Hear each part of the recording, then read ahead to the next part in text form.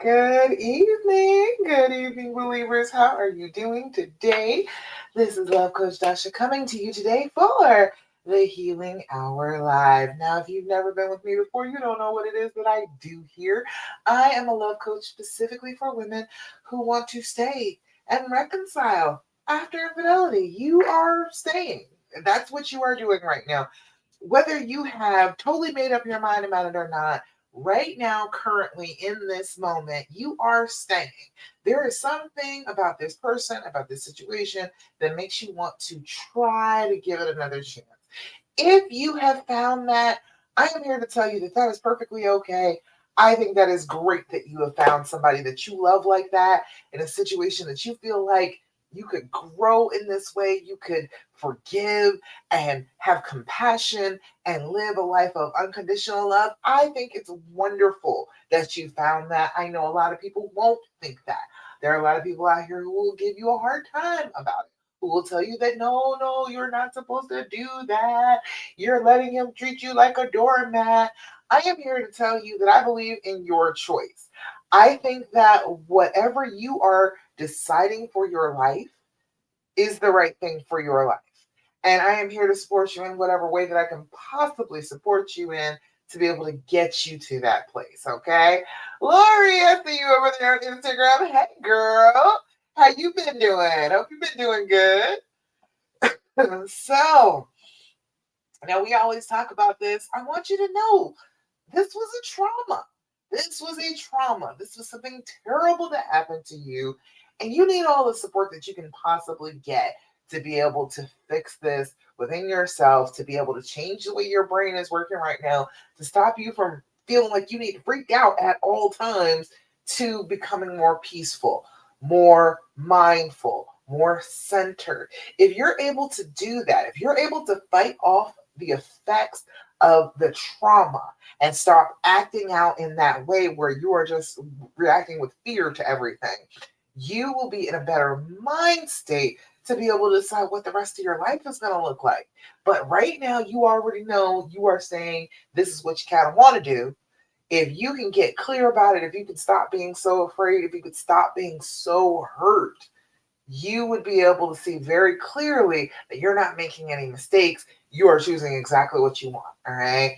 Laurie chose what she wanted over there. You see, say, hey, coach, we're all good. All right. I'm glad things are going well for you over there.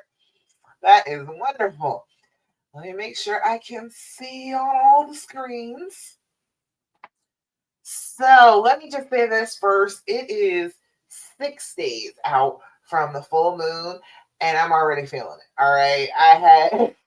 I since it's the summertime, I still see one patient. And so like this week, his main nurse, I only go for a couple of hours. His main nurse was off because, summertime.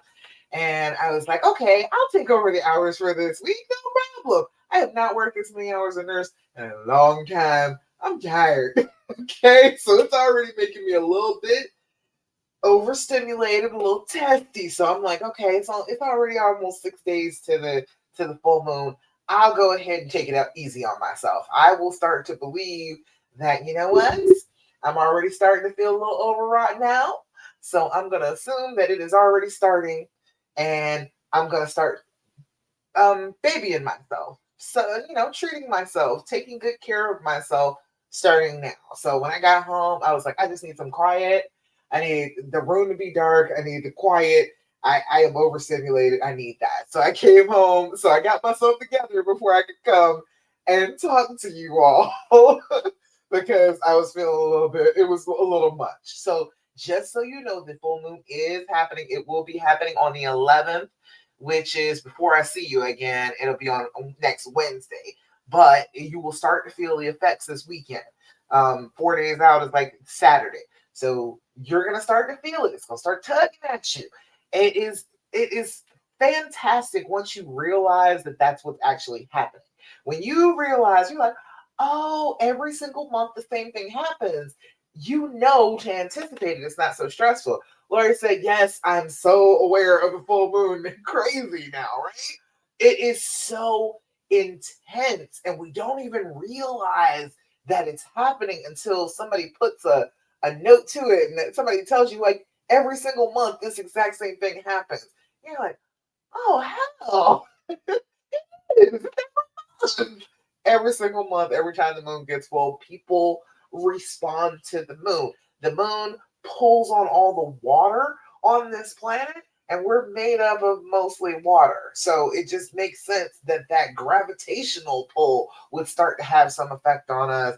We can feel it, and we start to go a little crazy. Okay, you start to blame your honey for everything. Every problem that you've had seems to be magnified, and you're like, you know what? He's just awful. He's gonna hear about it. Just give it about a week, okay? From today, give it till till we see each other again. All right. Hold tight to it. Put it in your journal. All right. Just write it down for right now. And I'll tell you on Thursday. I'll remind you about it. Maybe you can come back and talk about it with them on Friday. But chances are by then it's going to be reduced in your awareness. It's not going to be as important as it was leading up to the full moon. As you're feeling that pull on your body, it probably won't seem as important if you wait until like next Friday. Okay. All right. So that's the first thing. I'm exhausted. It's wearing me out. So I know I'm going to be tired when it gets 3 days out. I'm already always sleepy around that time anyway. So I know I'm just going to kind of crash this weekend. Glad I don't have a whole lot to do, except for the first meeting of the After Infidelity Mastermind is coming up. We have already figured out it is going to be this Sunday. I'm excited. So this is our first week going forward, doing our 12 weeks. If you are interested in jumping in on the next mastermind, make sure you message me. And I will get back to you about that. All right. I'll let you know the next time that I'm doing it. All right. Ew. Everybody off Facebook, let me get some likes, give some love, let me know you're here. Who is here? All right. See everything. Let me know if you got questions, comments, thoughts, complaints, anything that you want to find out about as you are going on this healing path. I want you to ask me. All right. Put it in the comments. I got answers for everything out here. All right. So first things first thing we always talk about every time we get together, I need you to do your deep breathing, okay? Every time we get together, I'm going to remind you because everybody always tells me that they forget, okay? Every time somebody hits me up, they're like, I'm struggling, it's been going wrong, I don't know what's happening. And I'm like, have you been doing your deep breathing? And they're like, no. Every single time. It is one of the basics. We are talking about a trauma that has happened to you. Lori's over here. Lori knows about it. We are talking about a trauma that happened to you. That is not just in your head, okay? That is a physical change that has happened inside your body. You can believe whatever you want to about it emotionally, but physically, it was a blow. It was a thing. It was something that happened inside you. She said, yeah, it is a critical part of calming that sensation back down to control your breathing, to slow it down, to lengthen out those breaths, fully inhaling in and then blowing all that carbon dioxide out. That is a physical thing. This is a physical thing that happened to you. So we need to do some physical things to make it stop, to make the pain stop, to make the thoughts stop, to make our brains calm down. We've got to do the breathing of I'm calming down. My body is calm. My body is in my control. I am not afraid. I am not in danger. We got to do that. All right. So your slow, deep breathing tells your brain that you feel safe. And then it recognizes that. And it's like, oh, okay, well, yeah, looking around, I don't see anything that's really actually very dangerous right now.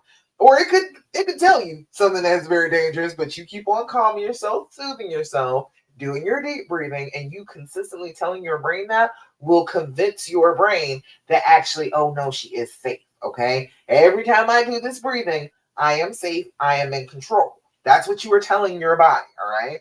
Lori said, learning the practice of breathing helps with other areas of life, right? Isn't that a cool thing? Because I was doing this before I got cheated on. All right. I had real bad anxiety when I was a teenager. Terrible. And like as I was going through nursing school and like trying to find ways to deal with the anxiety, I learned about deep breathing techniques. And then I started bringing that into work with me. So if I had somebody who was in pain and they just got some pain medicine, but they couldn't, feel it yet, I'm like, hey, let's do our deep breathing. Deep breathing, getting that oxygen into your body and getting rid of excess carbon dioxide helps pain. It helps pain, all of it, every bit of it, okay? So if we do this consistently, we are constantly giving our body that feedback that no, we are safe. We do not need to be in pain right now. It's okay. Constantly feeding ourselves that oxygen. So it helps other areas all the time. If you do it on a regular basis, it helps everything. I do my deep breathing every day, every single day. Anything that makes me a little bit anxious, I feel it in my chest. I'm like, oh, do your deep breathing, blow. Same way I tell you all, I'm doing the same thing in my own head for myself, okay? All right. So, and if you join my After Infidelity Mastermind, if you want to come and get on the next cohort, I will send you text messages. I will send you text messages on a daily basis and remind you to do your deep breathing. All right. Anyway, we're going to do 4-7-8 breathing. Now, what that is we're going to blow out, try and deflate our lungs, try and get all that carbon dioxide that's down in there out. All right. Then we're going to inhale through your nose if you can for a count of 4. We're going to hold that breath for a count of 7. We got to use that oxygen that we just breathed in. We got to give our bodies a couple of seconds to pick up those oxygen molecules, okay? We need a second. So we're going to hold it for 7, and then we're going to blow out like we're blowing out an entire cake full of birthday candles for a count of 8, okay? All right. We're going to do this together. Join me for your deep breathing. We're going to do it 3 times in a row, but I want you to do it 5 times a day, okay? All right, we're going to do it together. First things first, blow out. Make the noise. Inhale through your nose. 2, 3, 4. Hold it. 2, 3, 4, 5, 6, 7. Blow out. 2, 3, 4, 5, 6, 7, 8. Again. Inhale. 2, 3, 4. Hold it. 2, 3, 4, 5, 6, 7. Blow out. 2, 3, 4, 5, 6, 7, 8. Last time. Inhale. 2, 3, 4. Hold it. 2, 3, 4, 5, 6, 7. Blow out. 2, 3, 4, 5, 6, 7, and 8. Beautiful. How does it feel when you're doing your deep breathing? Let me know. This should be a physical thing. This is something that is happening inside your body. It's not just trying to get a grip on your thoughts. If you can start to control what the bodily reaction is, you can start to control the thoughts. But you've got to start with the physical part because it's the strong part, right? It makes you feel like crap. It makes your heart pound out of your chest. It makes your chest hurt. It makes your stomach be in knots. That is the feeling that we're going to try and calm down by doing our deep breathing, okay? All right, next thing. I'm always going to tell you every single time we get together, I need you to be doing your journaling. Have you been doing your journaling? If you have not, you are doing yourself a disservice. I understand that it is hard to remember to take that time, but okay, that's a self-care time. This is the time where if you were going to do some self-care, you should be on it, all right? You have been traumatized. You have been hurt. We need to actively heal. And a lot of the actively healing is self-care stuff. Doing things for yourself, for your mental state, for your body, taking care of you. You've been in pain. Why shouldn't you take care of yourself, right? So I understand that it is a simple thing. It seems like, oh, that's not that big a deal. If I don't journal, it'll be fine. I am trying to tell you, all those questions in your head, the thoughts that keep repeating, all of that stuff are clues as to how to heal. If you don't write that stuff down, you're missing stuff. You are missing key components that your brain is trying to let you know to be able to heal. You got to start writing this stuff down. Basic practice. First thing in the morning before you go to bed at night, okay? Just those 2 times.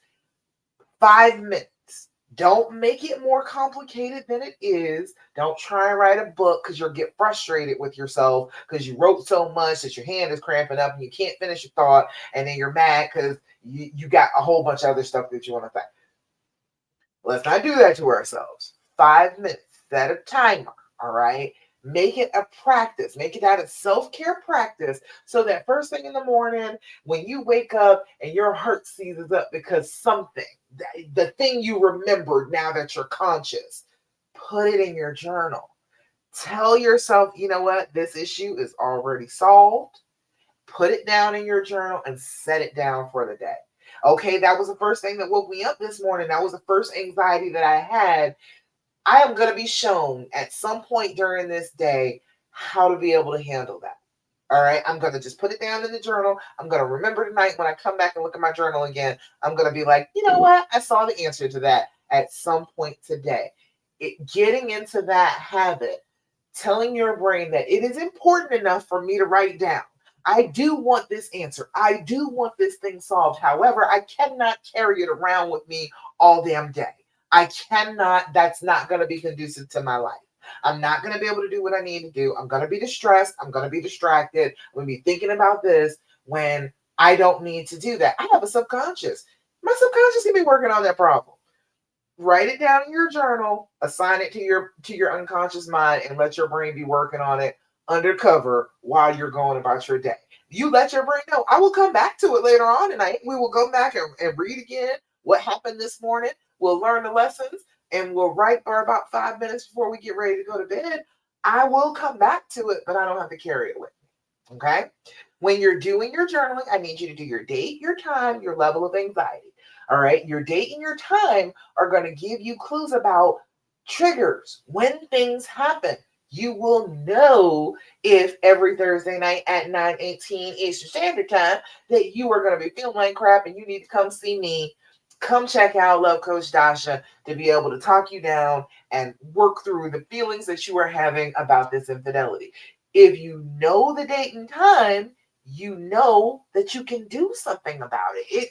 It doesn't have to be a thing that just keeps on clobbering you in the head whenever it feels like it. You'll know when it's coming and you'll know that you can do something about it. All right. Your level of anxiety is 0 to 10. Any anxiety at all, none, having none at all whatsoever is a 0. 0 is everything is great, all is right with the world. Things are beautiful. Okay. Write that down. All right. Just because you started this journal with pain and suffering does not mean that you are not supposed to write down when there is no pain and suffering. If you are having a great day, it is a 0 anxiety day, write that down. You need to remember that because your brain on this trauma, it's happened to your body.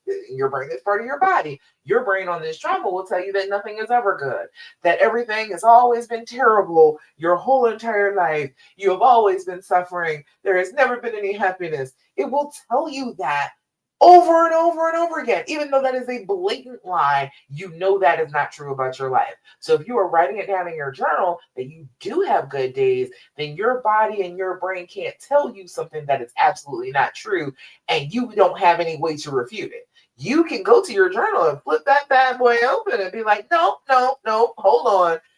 It was right here. It was June 3rd. I was feeling wonderful. I got a star on this day. It was time. It was a wonderful time. I was having a great day. Me and him were great. I wasn't even thinking about it cheating. I know I have good days. I know I do. Now it's in your journal. All right. My Golden Girls journal. Look at that. Oh, all the girls. All right. So any kind of journal, make sure that you're writing in that. 0 and then 10. 10 is an absolute loss of control. 10 is I'm going to rip my hair out, tear my clothes off, run screaming down the street naked, okay? It is like you are running down the street with your pants on fire. You don't have any control over yourself. You are just not there. You are probably screaming. You are probably throwing something. You are this close to the neighbors calling the police on you. You are out of control of yourself. You are not sitting down at your journal writing at a 10. That is not happening. Don't do that to yourself, because you will be misrepresenting the scale inside your brain. You will be thinking that everything is a 10 and you're writing furiously, I am a 10 right now and I feel just awful. You're not controlling yourself enough to write with a pen and paper if you are a 10. Now, if you go through the paper, all right, you might be a 10. Right? You might be at that point. If you can't even write the words down, you're writing so hard, you're scribbling so hard, you're going through the pages, maybe you're a 10. Maybe you are, because you're not actually in control of your writing at that point. Maybe. But usually, if you have thought to get your journal out, get a pen, sit down, and start writing, you are not in a place where you're completely out of control of yourself. You have thought of the plan. You remembered the plan is to sit down with your feelings and write stuff down. So just try to remember that it's out of control at a 10. And if you've got enough control to be able to write, you're probably not a 10. Okay? All right. So we've got to put a fence around these feelings. We've got to contain them.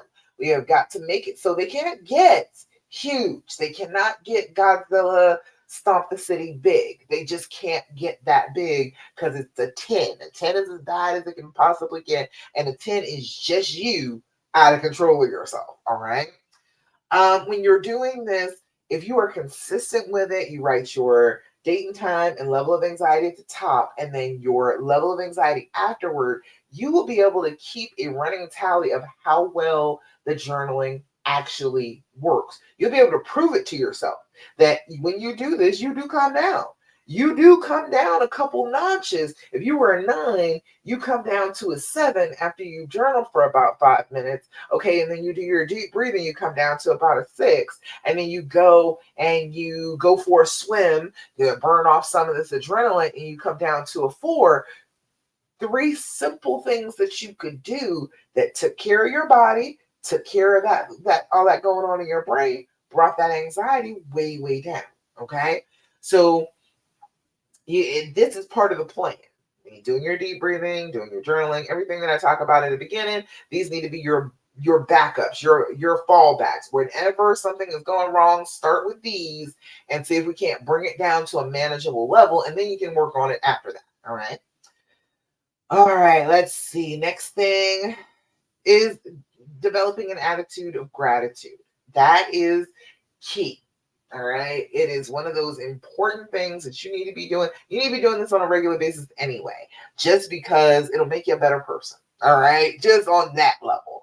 But having an attitude of gratitude, not taking anything for granted, not feeling entitled, but really honestly being grateful for everything that's in your life, even the bad stuff, even looking for the good, the silver lining in the bad stuff, even that. If you can do that and you can make that a practice, that's the opposite of the thinking that you have when you're freaking out, right? When you are triggered and you're upset, you want to yell at him. Like, you're not thinking about things that you're grateful for that you have. You are thinking about something that you feel like you do not have. The easiest way to combat sadness over what you don't have, which is grief. Sadness over what you don't have is grief. The easiest way to combat grief is with gratitude. Grief is what I am missing. Gratitude is what I have.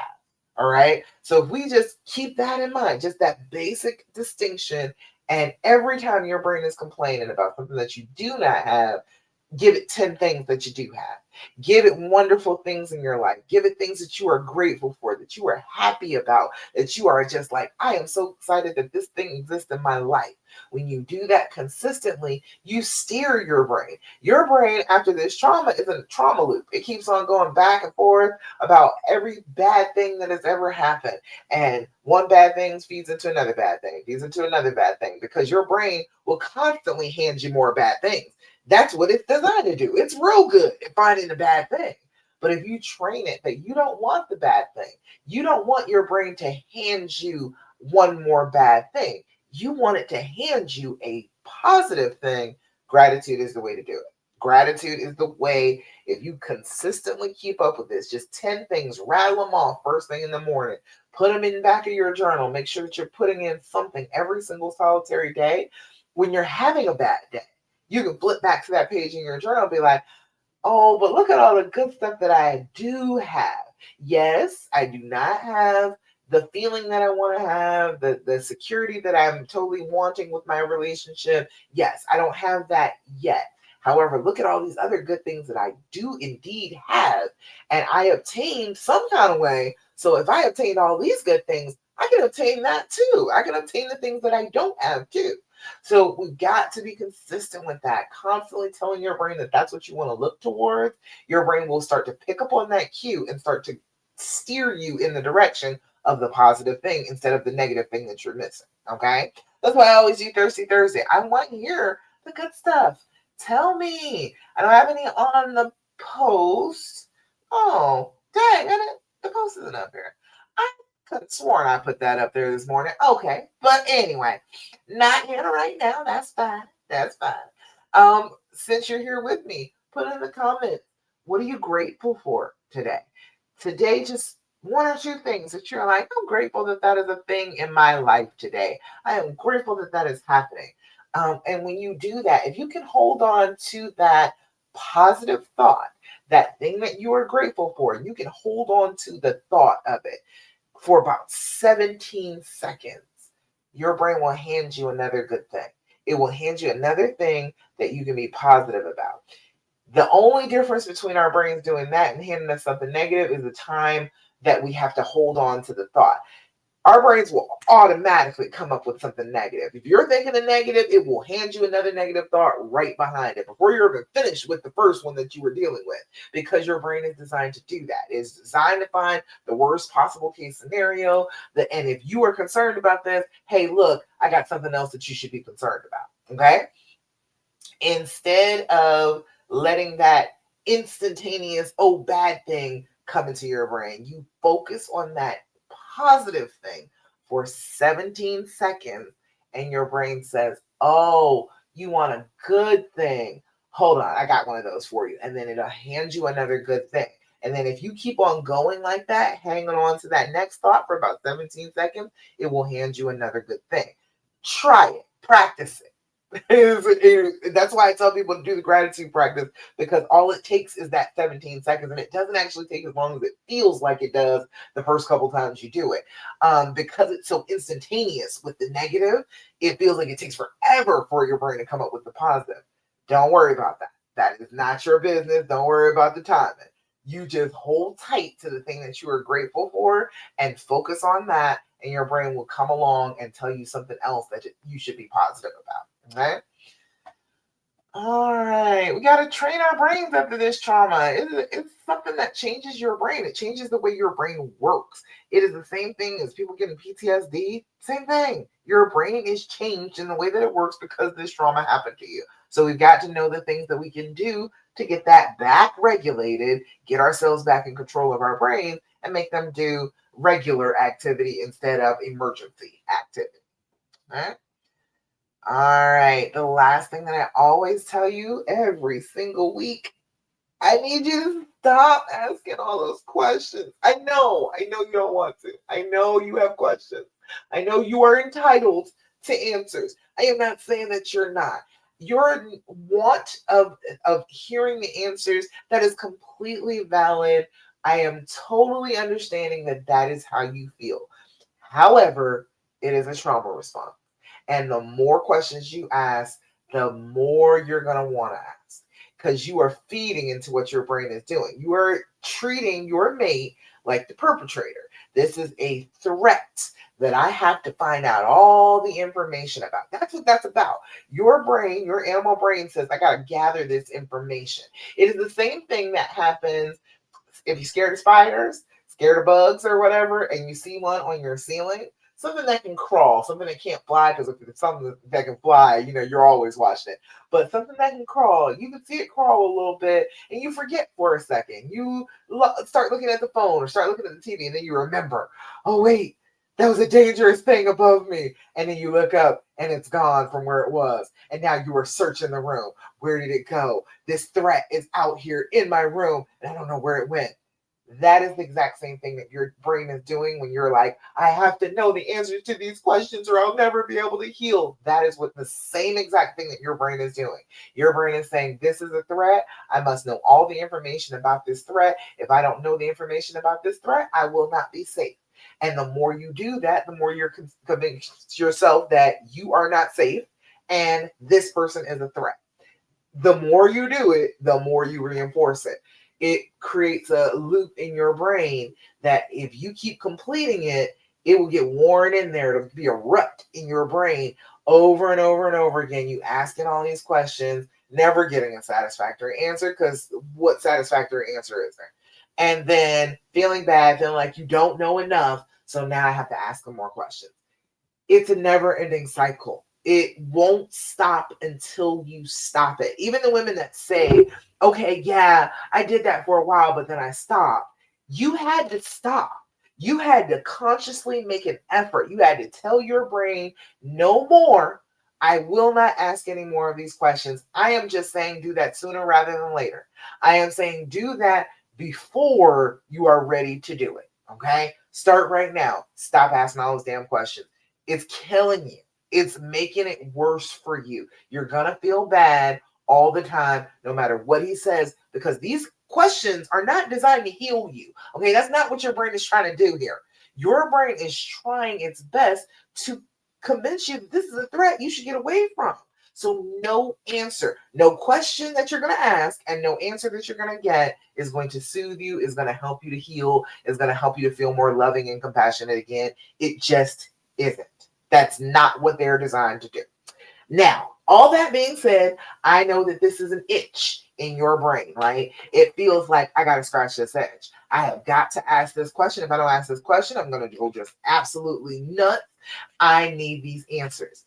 Again, physical thing. Your body is just responding to this threat with, I need information. Okay. If you can't help yourself and you feel the need to ask some questions, try these. Okay. This is the and THEAND. This is the Healing Edition deck. I don't know if they're still the same colors. I've been using this deck for some years now, but find it on Amazon. THEAND. Put that in the search. Their store will come up. They're about $30, and it's an excellent game. It is 199 questions, okay, for you and your mate to sit and go back and forth and chat about some things. If you are looking to ask the questions as connection, this is the way to go about it. Not the questions about the affair, not the questions that are floating around in your head, all that negativity that you have been thinking about yourself and about the relationship, and about what he thinks and what he is feeling. None of that, okay? None of that is going to be helpful. These will be more helpful. This will make you feel more connected, okay? Give you a couple of these. How do you heal? Excellent question, right? How do you heal? And matter of fact, how do you heal? I ask you myself, since we asking questions, how do you heal? If you don't have a plan for healing, you will continue to hurt, okay? I need you to get on board with getting a plan. If you don't have a plan, I got a plan for you. Get the How to Heal and Reconcile After Infidelity freebie I got for you. That is on the pin post in the Love After Cheating group. And if you put in PATH, PATH, on Instagram, it will send you the link to get How to Heal and Reconcile After Infidelity. It is the 6 steps that it took for me. It takes from all women to get past this infidelity. I've got them all written down. You will know exactly what to do. Get yourself a copy, read through that. That's a plan. All right. So if you don't have a plan to heal, you got one now. All right. If you don't take advantage of that, that's on you. Okay. I need you to jump on the things that I'm providing for you, so you will have a plan on how to heal. That's a good question, though. How do you heal? I didn't even look.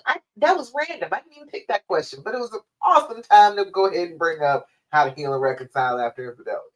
All right. The next one says, how do you know I truly care for you? My husband never used to care about me saying nice things, never used to be a thing. But the last few years, he wants to hear me say not out loud. He doesn't want me to say them to him. He wants me to text them. He wants to have them so he can look at them like, and that wasn't a thing before. But that lets him know that I truly care for him because I'll do that for him. And I'm like, okay, all right, I can do that. If you want me to do that, I will text you more positive things. Gotcha. All right. So that's a good question for it. How do you know I truly care for you? And one more. One more. Shuffle up a little bit. What do you think is the hardest thing for me that I don't realize? Ooh, you need to ask ChatGPT that. If you've been working with the AI, put this question into ChatGPT or whatever AI that you have been currently using and tell them to tell you something about yourself. I bet you'd be surprised. It says, what do you think is the hardest thing for me that I don't realize? That is a wonderful prompt, but it's a good thing for your mate too, because they probably see things that you don't see either. All right. Fantastic. So better questions than the ones that you want to ask. Then what hotel were you in? And what did you talk about? And did you kiss her? And did she do this, that, or the third to you?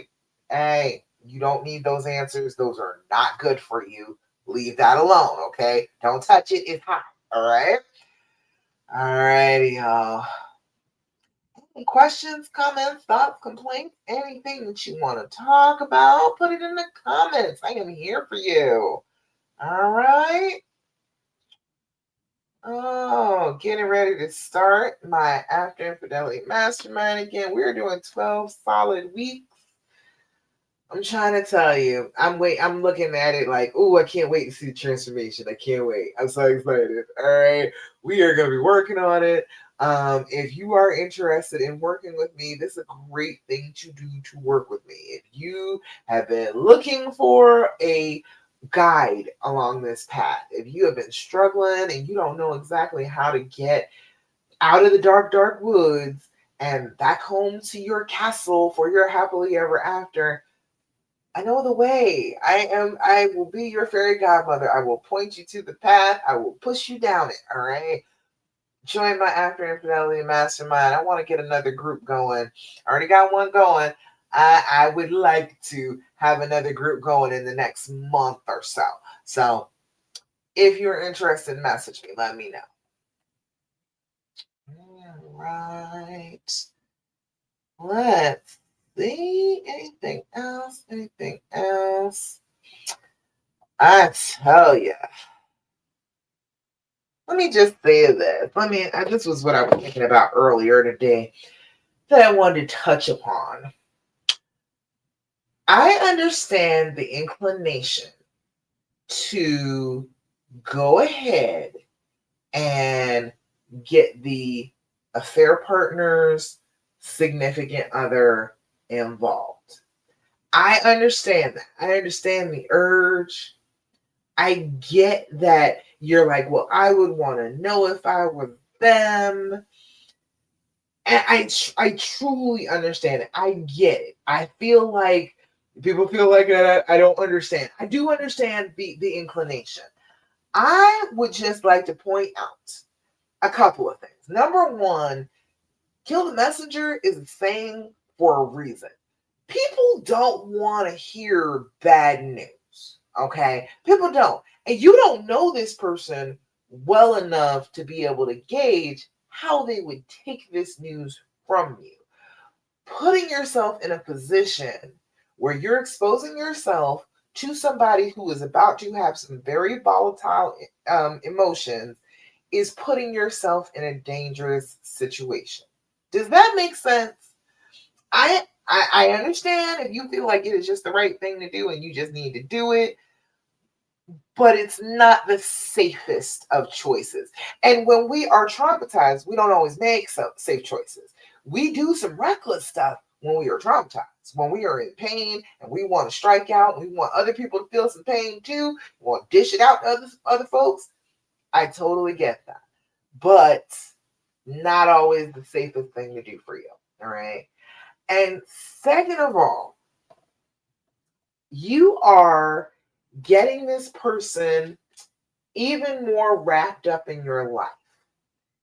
If you're telling their significant other what they have been doing, there have been many a times that where that happens, and then the two of those people end up having an affair too, because we're getting back at our mates for sleeping with each other. That happens on a regular basis. Now, I get if you think that that wouldn't happen to you. I understand that you feel like, no, my morals. I get it.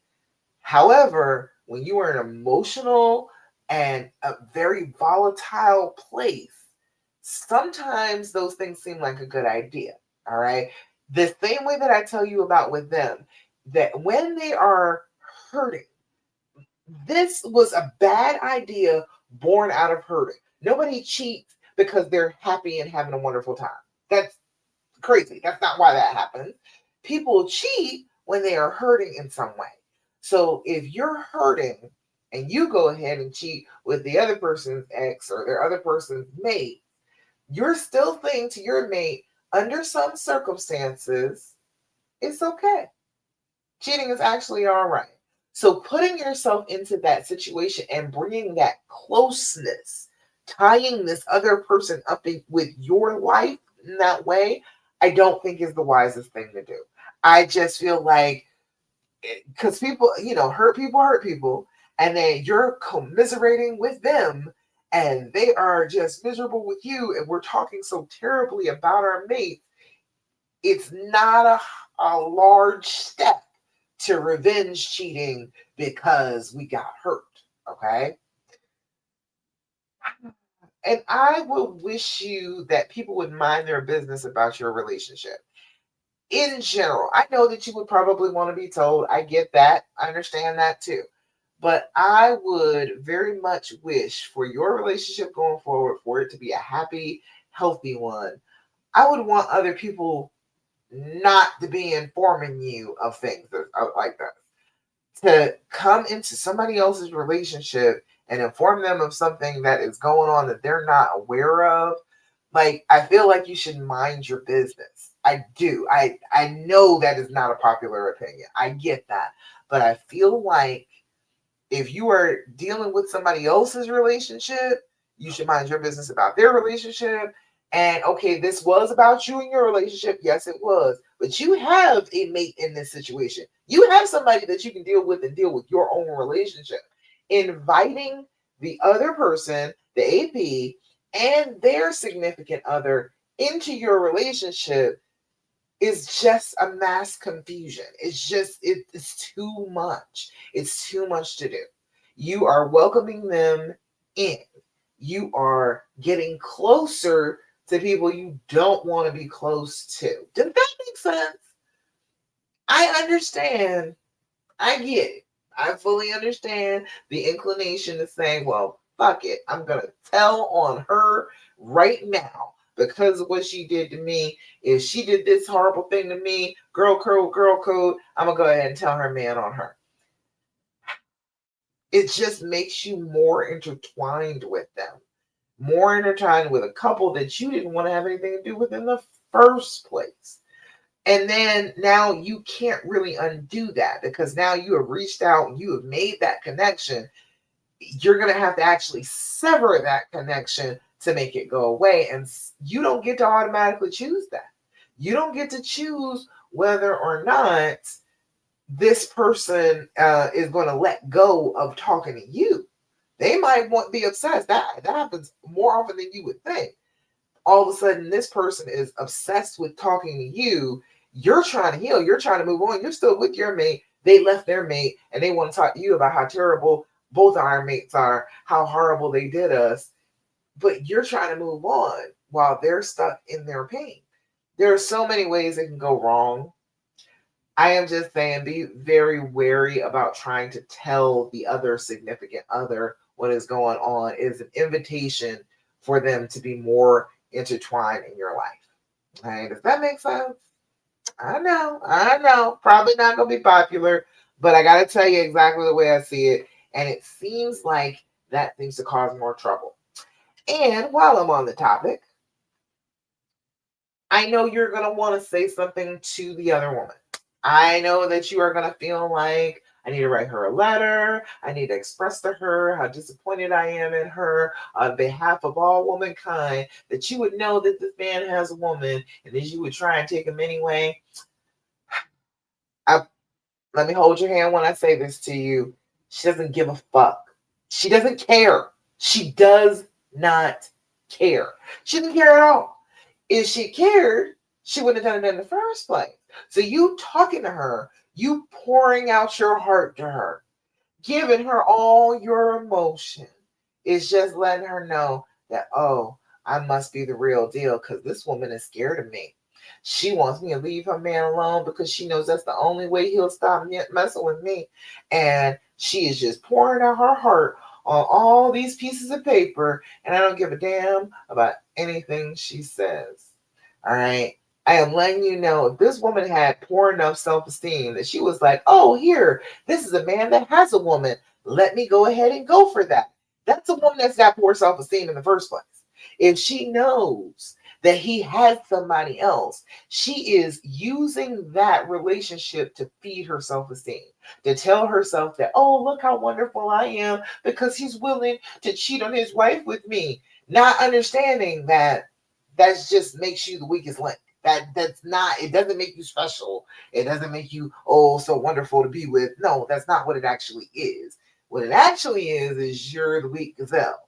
You're the one limping along behind the pack, and you're the one that got eaten. That's all that means. But for her, in her brain, if she knew that he had somebody and she's like, look, he decided to be with me anyway, that's poor self-esteem. That is trying to measure up, trying to feel good about yourself, using what other people, using the fact that other people are using you. That's what it is. It's using the fact that other people are using you as a way to build up your self-esteem. That's broken. That she's broken. She's not going to understand you.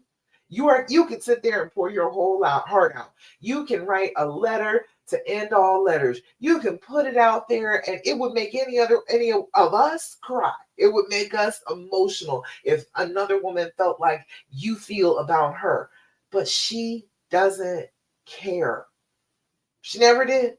She never did, and she never will. That is nothing that you need to expect. That doesn't even need to be part of your healing, okay?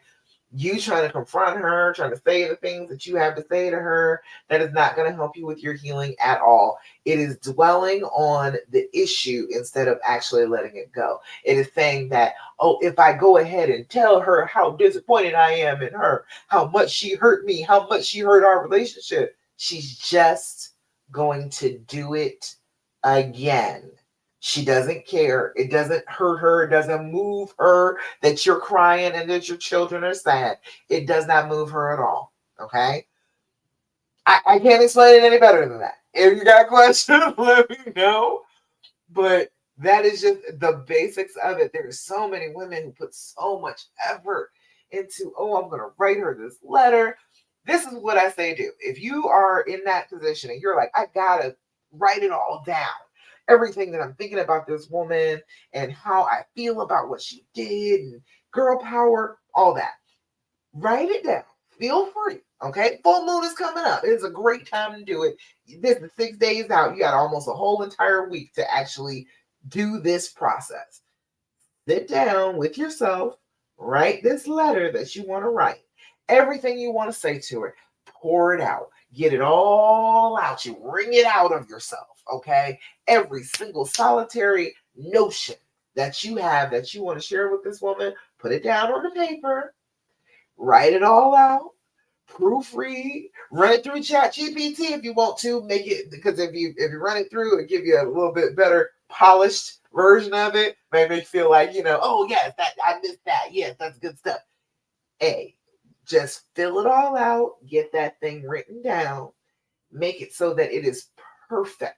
Okay, absolutely perfect. Everything that you want to say to her, and then I'm gonna need you to take that And I need you to go outside under the full moon. And I need you to sit down and take a box of matches and set that bad boy on fire, okay?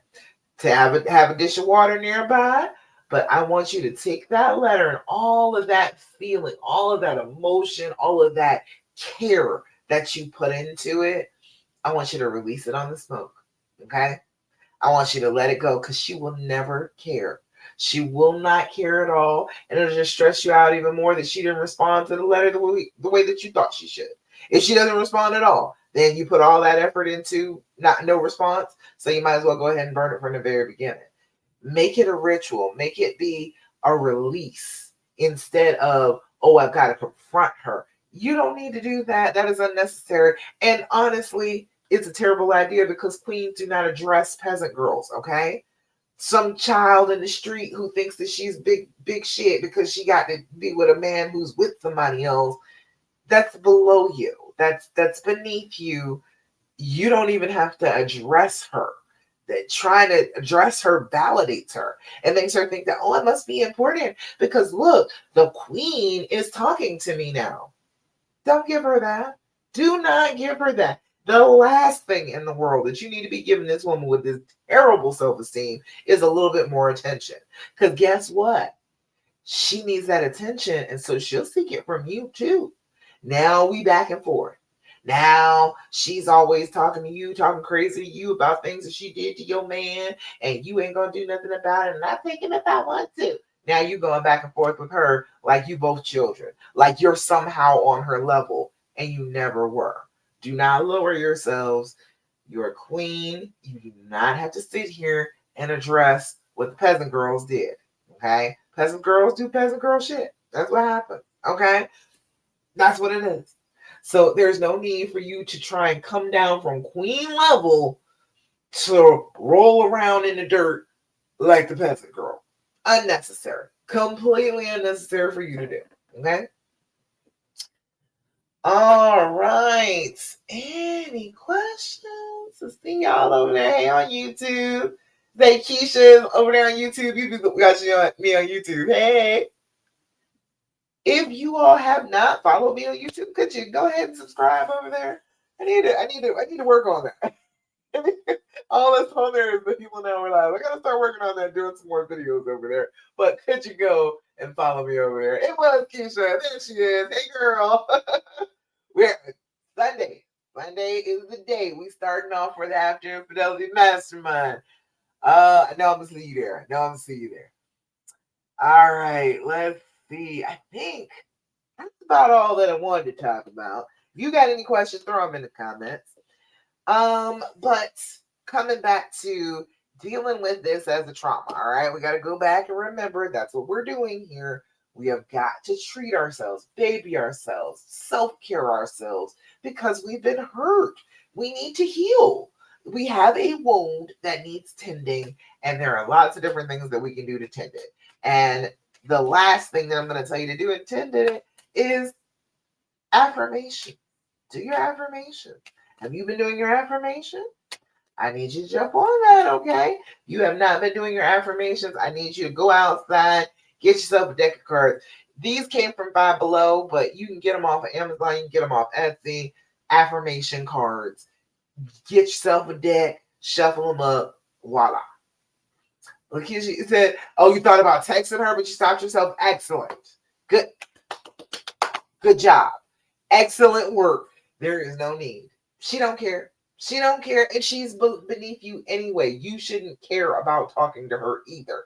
Don't dignify what she did with your gracious presence. Don't do that. That's insane. No, we're not going to reward her by talking to you. No, absolutely not. No, you don't get to talk to the queen just because you let the king do dirty things to you. No, absolutely not. We're not doing that. Good job. All right. But doing your affirmations, you got to start talking good about yourself. When your brain is going through this trauma, remember I said it thinks that everything is negative? That includes you. That includes you. So instead of allowing your brain to talk shit about you, do your affirmations, okay? Absolutely not. We are not going to sit here and think terrible things about ourselves. No. All right. We are going to think wonderful things about ourselves.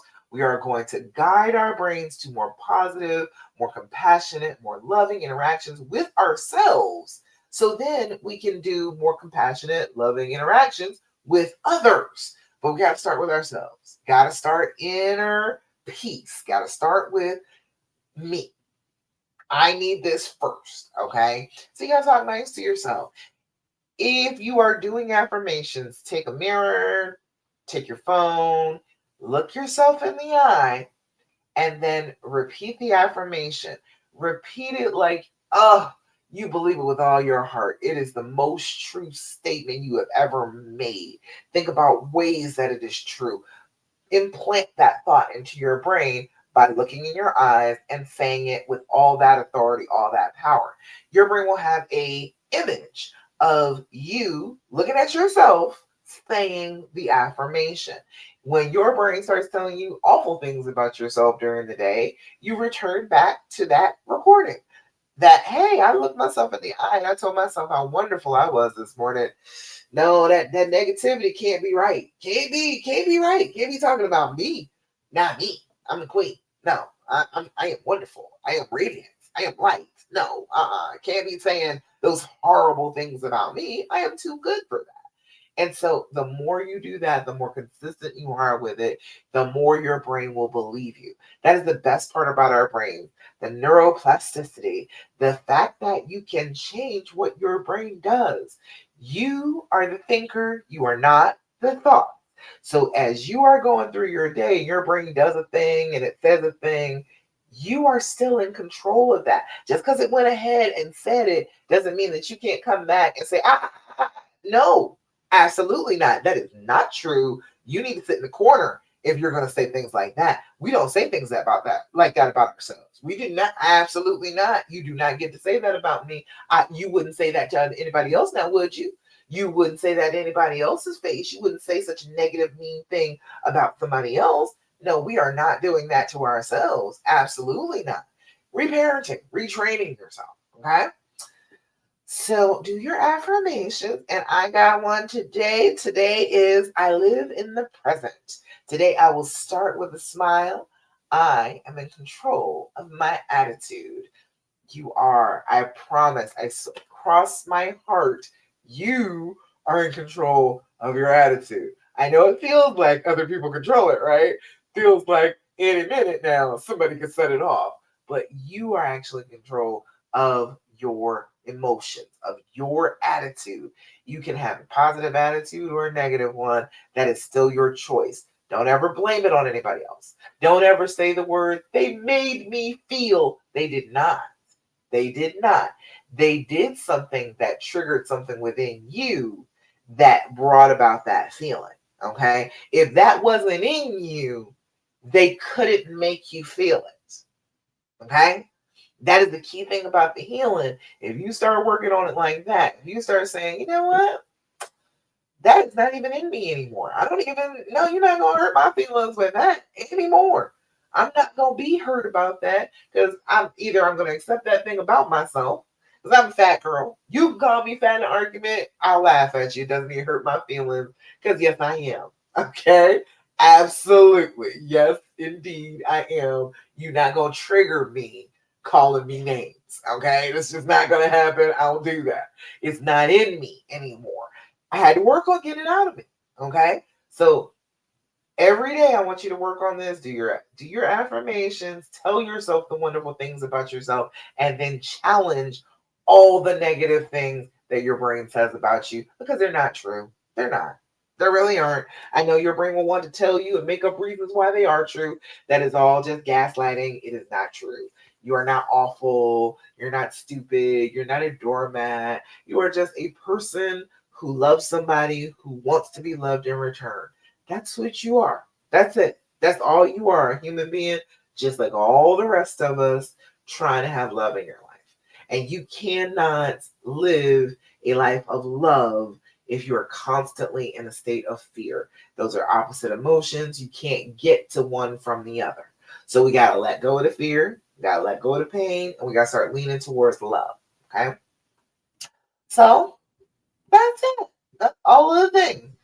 Do your deep breathing, do your journaling, practice an attitude of gratitude, stop asking all those questions, do your affirmations, and more than anything, I can tell you, don't listen to what the fear and the pain tell you. Listen to the love. Listen to the positive things in your heart and in your mind. You will be on the healing path. If you do the things that are associated with love, that is going to be healing to you. If you do things that are associated with pain and hurting, you will be hurting. It is just a cause and effect thing. Whatever you are thinking about, leaning into, moving towards, that's what you get more of.